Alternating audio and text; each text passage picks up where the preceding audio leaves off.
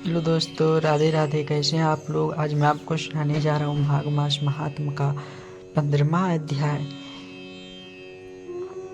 इस अध्याय को पढ़ने और सुनने से भगवान विष्णु और माता लक्ष्मी अत्यंत प्रसन्न होते हैं और सभी मनोकामना पूर्ण करते हैं। दत्तात्रेय जी कहते हैं, हे राजन, प्रजापति ने पापों के नाश के लिए प्रयाग तीर्थ की रचना की।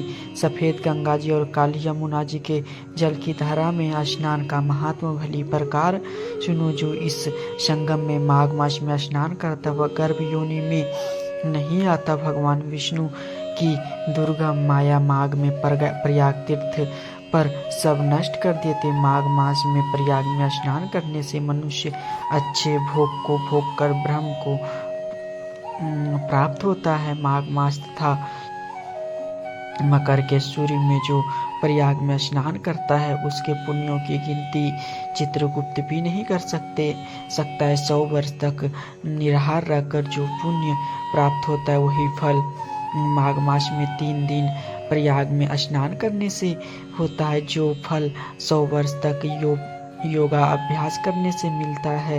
और जैसे सर्प पुरानी केचुली को छोड़कर नया रूप ग्रहण कर लेता है, वैसे ही माघ मास में स्नान करने से मनुष्य पापों को छोड़कर स्वर्ग को प्राप्त होता है। परंतु गंगा यमुना के संगम में स्नान करने से हजारों गुना फल मिलता है। हे राजन, जिसको अमृत कहते हैं वह यह त्रिवेणी ही है। ब्रह्मा, शिव, रुद्र, आदित्य, मरुतगण, गंधर्व, लोकपाल, यक्ष, गुहा, किन्नर, अनिमा आदि गुणों से सिद्ध तत्वज्ञानी ब्राह्मणी, पार्वती, लक्ष्मी, सची, नैना, अदिति, संपूर्ण देव पत्नियां तथा नागों की स्त्रियां, घृताची, मेनका, उर्वशी, रंभा, तिलोत्तमा, अपसरायगण और सब पितर मनुष्यगण, कलयुग में गुप्त और सतयुग आदि में प्रत्यक्ष सब देवता माघ मास में स्नान करने के लिए आते हैं। इन दिनों माघ में प्रयाग में स्नान करने से जो फल मिलता है वह ईश्वर ही कह सकता है।